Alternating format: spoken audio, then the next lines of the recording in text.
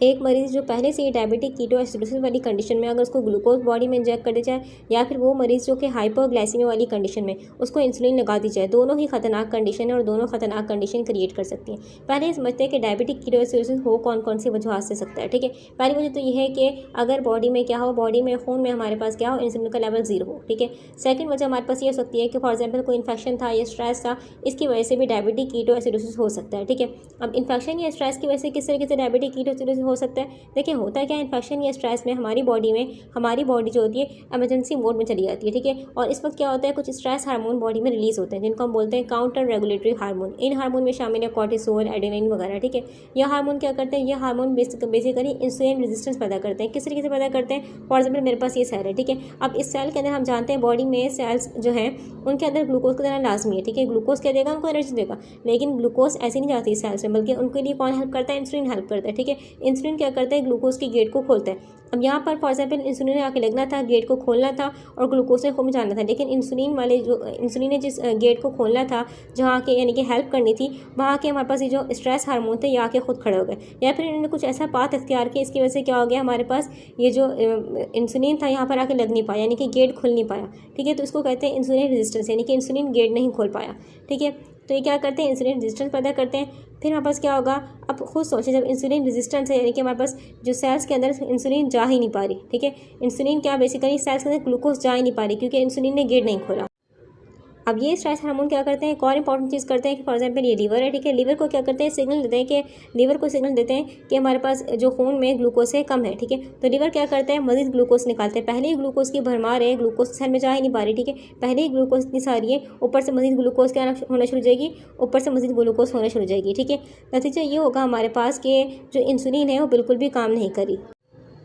अब इसके बाद क्या होगा, जब हमारे पास इंसुलिन जो है बेकार हो चुकी है, असर नहीं करी, और खून में क्या है, तूफान है स्ट्रेस हार्मोन का। ठीक है, तो यहाँ पर एक इंपॉर्टेंट कंडीशन होगी, हमारे पास एक एंजाइम जो कि हार्मोन सेंसिटिव लाइपेज है। ठीक है, वो क्या होगा, वो जाग जाएगा, वो एक्टिवेट हो जाएगा, क्योंकि उसने क्या देखा कि हमारे पास खून में क्या है, खून में अमाउंट ज़्यादा है स्ट्रेस हार्मोन की, एंड इंसुलिन बेअसर हो चुकी है, सेल्स जो हैं उनको खुराक नहीं मिल रही, यानी कि ग्लूकोज नहीं मिल रहा। ठीक है, तो ये एंजाइम एक्टिवेट हुआ। इस एंजाइम ने क्या किया, हमारे पास फ्री फैटी एसिड जो थे, यानी कि जो फैट स्टोर थी हमारी फैट सेल्स में, वहाँ से क्या करेगा, फ्री फैटी एसिड को निकालेगा और क्या करेगा, इंटर कर देगा ब्लड में। ठीक है, अच्छा हमारे पास ये जो फ्री फैटी एसिड है ये कहाँ जाएंगे, सबसे पहले जाएंगे हमारे पास खून के जरिए कहाँ जाएंगे, लीवर के पास जाएंगे। ठीक है, अब लीवर में हमारे पास क्या होता है, लीवर में हमारे पास माइटोकॉन्ड्रिया जो यानी कि लीवर के सेल्स हैं, सेल्स का जो माइटोकॉन्ड्रिया जो power house of the cell कहलाता है। ठीक है, वहाँ पर ये फ्री फैटी एसिड जाएंगे, इनको तोड़ा जाएगा। जब इनको तोड़ा जाएगा इसको हम कहते हैं बीटा ऑक्सीडेशन, यानी कि इनके तोड़ने का अमल को क्या कहते हैं, बीटा ऑक्सीडेशन। अच्छा हमारे पास यहाँ पर क्या होता है, बेसिकली गेट होता है। ठीक है, CPT1 कहते हैं इस गेट को,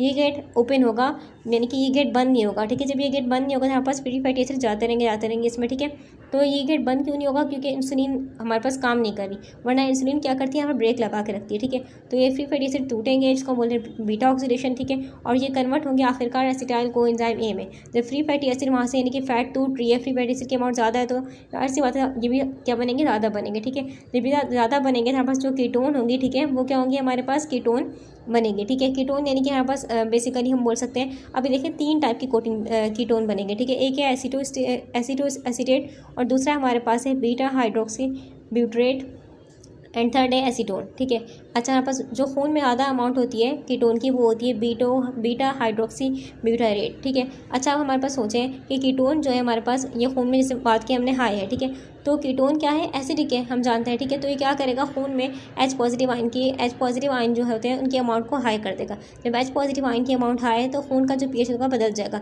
यानी कि किसकी तरफ चला जाएगा, एसिडिक की तरफ चला जाएगा, इसीलिए हम बोलते हैं कीटो एसिडोसिस। अब यहाँ एक इंपॉर्टेंट कॉन्सेप्ट आता है कि 3 टाइप की कीटोन बनी है, जैसे हमने बात की। ठीक है, लेकिन इनमें से स्टेबल कौन सी, स्टेबल है बीटा हाइड्रोक्सी ब्यूटारेट। ठीक है, ये हमारे पास अनस्टेबल क्यों है और ये अनस्टेबल क्यों, उसको समझते हैं। देखिए हमारे पास जो माइटोकॉन्ड्रिया ना, माइटोकॉन्ड्रिया बीटा ऑक्सीडेशन वगैरह के जरिए जो प्रोसेस पूरा होता है, ठीक है, इसके जरिए क्या बनाता है, एसिटेट बनाता है। डायरेक्ट ये इसको नहीं बना सकता। ठीक है, ये क्या बनाते हैं, पहले इसको बनाते हैं और फिर हमारे पास क्या होता है, फिर ये इसको कन्वर्ट करता है इसमें। ठीक है, जो स्टेबल फॉर्म है जो कि एनर्जी बना सकती है ATP, ठीक है, इसमें कन्वर्ट करते हैं। ठीक है, ये हमारे पास अनस्टेबल है, ये जब जब बनती है तो ये खुद को क्या करती है, स्पॉन्टेनियस डीकार्बोक्सिलेशन करती है। स्पॉन्टेनियस डीकार्बोक्सिलेशन का मतलब क्या होता है, ये खुद को फौरन से तोड़ देगी। इसका जो स्ट्रक्चर है वो इतना स्टेबल नहीं है। टूटेगी, जब टूट के क्या बनेगी, कार्बन डाइऑक्साइड गैस रिलीज होगी एंड देन एसीटोन बन जाएगा। ठीक है, एसीटोन हमारे पास क्या है, एसीटोन एक वोलेटाइल नेचर का केमिकल है। ठीक है, ये बनेगा। ठीक है, अच्छा हमारे पास ये माइटोकॉन्ड्रिया फौरन से क्या करेगा, एसीटेट को कन्वर्ट करेगा बीटा हाइड्रोक्सी ब्यूटारेट में। ठीक है, लेकिन जो फौरन से कर रहा है ना, लेकिन जो रह पा रहे हैं यानी कि जिनको फॉर एग्जाम्पल ये एसिडोएसिडेट था, ठीक है, इसको भी कन्वर्ट करना है। ठीक है,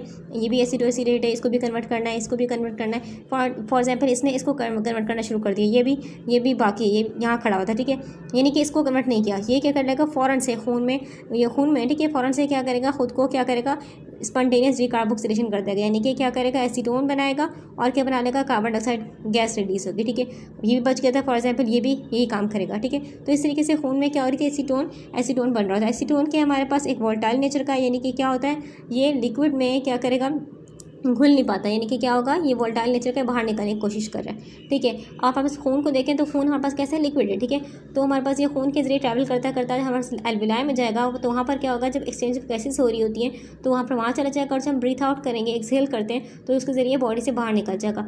अच्छा, अब इसीलिए क्या होता है, जो डायबिटिक एसिडोसिस अगर किसी को है, ठीक है, तो उस मरीज़ के मुँह से कैसी स्मेल आ रही होगी, फ्रूटी स्मेल आ रही होगी, क्योंकि जो एसीटोन ना, इसका जो स्मेल होता है, एसीटोन केमिकल का स्मेल जो होता है वो फ्रूटी स्मेल होता है। ठीक है, मीठी मीठी स्मेल होती है, ऐसा लगता है कि रूट इन एप्पल, या हम बोल सकते हैं फलों जैसी स्मेल होती है। ठीक है, इसलिए इस बंदे के मुंह से कैसी स्मेल आ रही होगी, फ्रूटी स्मेल आ रही होगी।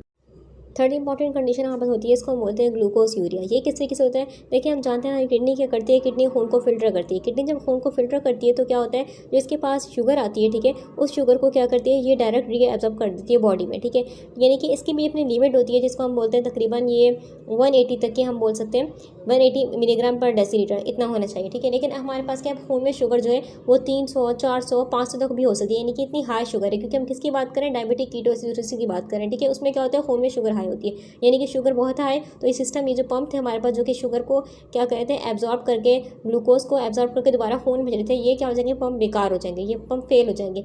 यानी कि अब शुगर क्या है, अब जो ग्लूकोज है हमारे पास वो हमारे पास किडनी में ही रहेगी। ठीक है, यानी कि वो यूरिन के जरिए बाहर निकल जाएगी। अब हमारे पास जो ग्लूकोज है, जो शुगर है, इसकी एक प्रॉपर्टी है, ये क्या होती है, यानी कि ये क्या रखती है, ये पानी को अपने साथ एफिनिटी रखती है। यानी कि अब ये यहाँ है, ठीक है, यूरिन के जरिए बाहर निकल रही, तो क्या करेगी, पानी को भी क्या करेगी, अपने पास खींचेगी। ठीक है, देखिए पानी हमारे पास क्या हो रहा है, अब यूरिन के साथ आधा निकलेगा, इसको हम बोलते हैं, इसमें क्या कंडीशन होती है, एक तो ग्लूकोज यूरिया, यानी शुगर जो है यूरिन में आ रही है। ठीक है, सेकंड इंपॉर्टेंट चीज़ की क्या होगा, बंदे को पोली यूरिया, यानी इसको यूरिन जो होगा वो बहुत हाई क्वांटिटी में क्या कर रहा होगा, वाटर को अपने साथ निकाल रहा होगा बाहर, क्योंकि ग्लूकोज क्या करती है, पानी को खींच रही है अपने साथ। ठीक है, इसलिए क्या होती है, बॉडी में हमारे पास क्या कंडीशन होगी, बॉडी में इंपॉर्टेंट कंडीशन ये होगी कि डिहाइड्रेशन हो जाएगी, क्योंकि बॉडी में पानी की कमी हो रही है, पानी को साथ ग्लूकोज क्या करिए बॉडी से निकाल रही है। ठीक है, अब जब पानी की कमी हमारे पास तो होगा क्या, बॉडी जो हमारी बॉडी के अंदर सिस्टम से वो क्या करेंगे, वो जो वाटर को कंजर्व करके रखेंगे, किसके लिए, ऑर्गन्स वगैरह के लिए, और जो स्किन वगैरह की तरफ पानी होगा उसको क्या कर देंगे, कम कर देंगे, बहुत ही कम।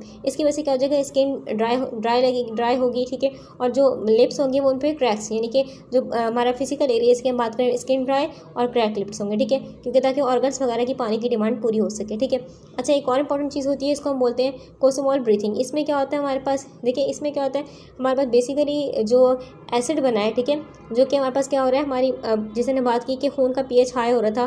ठीक है, खून का पीएच हाई हो रहा था, इसकी वजह से क्या हो रहा था, वहाँ पर इसको बोलते हैं डायबिटिक कीटोएसिडोसिस, यानी कि खून में क्या बन रहा है, एसिड बन रहा है। अब जबकि खून में पीएच बदल रहा है, ठीक है, तो इसको सेंस कर लेंगे, हमारे दिमाग में क्या होता है, कीमो रिसेप्टर्स, ये क्या कर लेंगे, इस पीएच के बदलने को, पीएच हाई हो रहा था, एसिडिक कंडीशन हो रही थी, इसको सेंस कर लेंगे, क्योंकि हमारा जो कीमो रिसेप्टर का एरिया ये जानता है कि हमारे पास कि जो कार्बन डाइऑक्साइड गैस हमारे पास बन रही है, ठीक है, अगर ये कार्बन डाइऑक्साइड गैस मिल जाए, किससे मिल जाए, वाटर से मिल जाए, तो ये खतरनाक एसिड बन सकता है, कार्बोनिक एसिड। ठीक है, अब ये एसिड हमारे पास क्या कर सकता है, यानी कि देखें एसिड है, ये कार्बोनिक एसिड बन सकता है, तो इस कंडीशन को हल करने के लिए क्या करते हैं, ये हमारे पास क्या करेगा, इस कार्बन डाइऑक्साइड को, गैस को बॉडी से बाहर निकलवाएगा। ठीक है, किस तरीके से कि जो बंदा होगा, जो डायबिटिक कीटोएसिडोसिस वाला है, वो क्या करेगा, वो ज़ोर से फोर्सफुली एक्सहेल कर रहा होगा, इसलिए एक्सहेल कर रहा होगा ताकि जो कार्बन डाइऑक्साइड गैस है वो हर सांस के साथ क्या कर सके, ज़्यादा अमाउंट में क्या कर सके, बॉडी से बाहर निकाल सके। अब चलते हैं अपने सवाल की तरफ, ठीक है। तो अगर मरीज़ को क्या है, मरीज़ को ब्रीथिंग हाई है, यानी कि सांस जोर से ले रहा है, ठीक है, फोर्सफुली सांस ले रहा है और मुंह से कैसी स्मेल आ रही है, फ्रूटी स्मेल आ रही है। एंड थर्ड चीज़ क्या देखी जाएगी कि उसकी स्किन जो है ड्राई है, उसके लिप्स जो है वो क्रैक हो चुके हैं, ठीक है। तो समझ जाएंगे ये क्या है, ये कंडीशन डायबिटिक कीटोएसिडोसिस है। इस कंडीशन में क्या करेंगे, मरीज़ को इंसुलिन लगाएंगे या ग्लूकोज, इंसुलिन, क्योंकि इंसुलिन की कमी है, ठीक है, दैट्स वाई हरकत हो रही है। अनदर इंपॉर्टेंट कॉन्सेप्ट, एक मरीज़ जिसको ठंडे ठंडे पसीने आ रहे हैं, उसकी स्किन जो है ठंडी हो चुकी है, ठीक है, और वो जो है उसको कपकपाहट हो रही है, ठीक है। तो ऐसी कंडीशन में ये क्या है, ये कंडीशन कौन सी कहलाएगी, ये कंडीशन हाइपोग्लाइसीमिया कहलाएगी या फिर ये कंडीशन डायबिटिक कीटोएसिडोसिस कहलाएगी। तो ये कंडीशन हाइपोग्लाइसीमिया कहलाएगी, ठीक है। असल में होता है कि हमारे पास के इंसुलिन की ओवरडोज की वजह से, ठीक है, क्या हो सकता है, हमारे पास जो खून में ग्लूकोज थी वो कहाँ चली जाएगी, ग्लूकोज सेल में चली जाएगी, क्योंकि इंसुलिन का काम क्या है कि बॉडी के सेल्स में क्या करना है, ग्लूकोज को भेजना, ठीक है। तो इस तरीके से क्या होगा, जब इंसुलिन की अमाउंट हाई थी, क्योंकि एक्सेस इंसुलिन की बात हो रही है, जब इंसुलिन की अमाउंट हाई थी तो उसने क्या कर दिया, जो खून में ग्लूकोज थी उनको बॉडी के अंदर, बॉडी के सेल्स के अंदर वैसे ही भेज दिया, ठीक है। तो इससे क्या हो जाएगा, खून में जो ग्लूकोज का एक लेवल होना चाहिए था, तकरीबन इतना होना चाहिए था, वो इतना नहीं है, इससे कम हो गया, ठीक है। फॉर एग्जाम्पल 40 हो गया, 30 हो गया, इतना कम हो गया, ठीक है। अब जब इतना कम हो गया तो हमारे ब्रेन को हर वक्त क्या चाहिए होती है, ग्लूकोज चाहिए होती है, ठीक है। अब ब्रेन को जब फ्रेश ग्लूकोज, यानी कि जब खून से ग्लूकोज नहीं मिलेगी तो क्या होगा, हमारे पास इमरजेंसी अलार्म बजना शुरू हो गया, यानी कि हमारे पास जो सिंपैथेटिक सिस्टम था वो एक्टिवेट हो गया, ठीक है। अब हमारे पास अब क्या होगा, एडेनिन क्या होगा, खून में रिलीज होगा। जब एडेनिन रिलीज होगा तो हमारे पास एडेनिन, नॉरएपिनेफ्रिन, एपिनेफ्रिन, देखिए हम जानते हैं किडनी के ऊपर एड्रेनल ग्लैंड ये क्या रिलीज करता है, नॉरएपिनेफ्रिन, एपिनेफ्रिन। जब ये रिलीज करेगा नॉरएपिनेफ्रिन और एपिनेफ्रिन को, यहाँ हम बेसिकली जिक्र करते हैं कि एपिनेफ्रिन का, क्योंकि एपिनेफ्रिन जो एड्रेनल ग्लैंड रिलीज करता है वो 80% रिलीज करता है, यानी कि ज़्यादा ये रिलीज करता है। और जो नॉर एपिनेफ्रिन होता है, जिसका एक और नाम क्या है, नॉर एड्रेनलिन, ठीक है, ये रिलीज करते हैं 20%, ठीक है।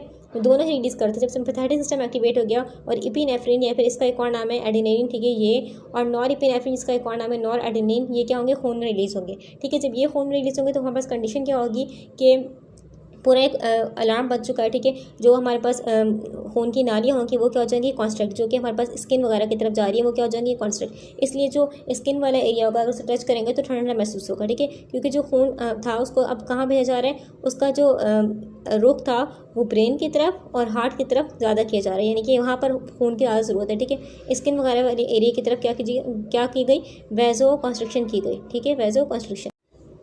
और क्या हो जाएगी, स्वीट ग्लैंड एक्टिवेट हो जाएंगे। स्वीट ग्लैंड क्या करेंगे, ज़्यादा स्वीट को क्या करेंगे, स्किड ऑफ करेंगे।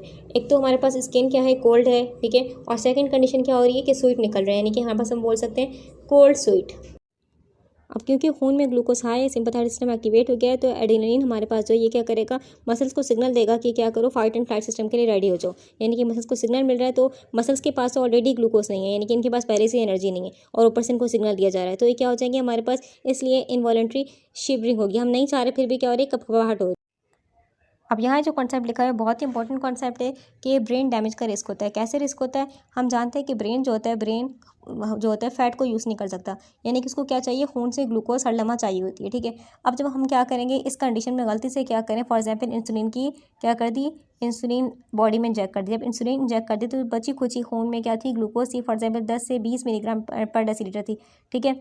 अच्छा इतनी थी, बहुत ही कम थी, ठीक है। ऊपर से हमने इंसुलिन लगा दी तो ये इंसुलिन क्या करेगी, इस बची खुची ग्लूकोज को भी क्या कर देगी, बॉडी के सेल्स में इंजेक्ट कर देगी, यानी कि अब खून में क्या होगा, ये ग्लूकोज का लेवल बिल्कुल जीरो हो गया। जब खून में ग्लूकोज का लेवल जीरो हो गया तो ब्रेन डैमेज का रिस्क, क्योंकि हमारे पास जो ब्रेन के न्यूरॉन्स होते हैं उनको हमेशा क्या चाहिए, इनको हर लम्हा चाहिए ग्लूकोज, ठीक है। अगर इनको नहीं मिलेगी ग्लूकोज तो ये डैमेज होना शुरू हो जाएगी, परमानेंटली डैमेज होगा इनका, ठीक है। तो इसको हम बोलते हैं ब्रेन डैमेज रिस्क, ठीक है। तो ऐसी कंडीशन में इसका हल क्या होगा, इसका हल ये कि क्या करें, IV के जरिए डेक्सट्रोज से या फिर बेसिकली बाय इंजेक्शन के जरिए क्या करें, इंजेक्शन के जरिए जो ग्लूकोज या डेक्सट्रोज वगैरह बॉडी में इंजेक्ट करेंगे। ये कंडीशन एक मिरेकल होती है कि जिसमें क्या होता है, जैसे हम डेक्सट्रोज दे रहे हैं बॉडी में, ठीक है, ऐसे खून में ग्लूकोज पहुंच रहा है, खून में ग्लूकोज का लेवल हाई हो रहा है, ठीक है, यानी कि एक मिकदार में पहुंच रहा है, तो जो हमारे पास हमारी बॉडी है वो दोबारा से रिकवर होना शुरू हो जाएगी।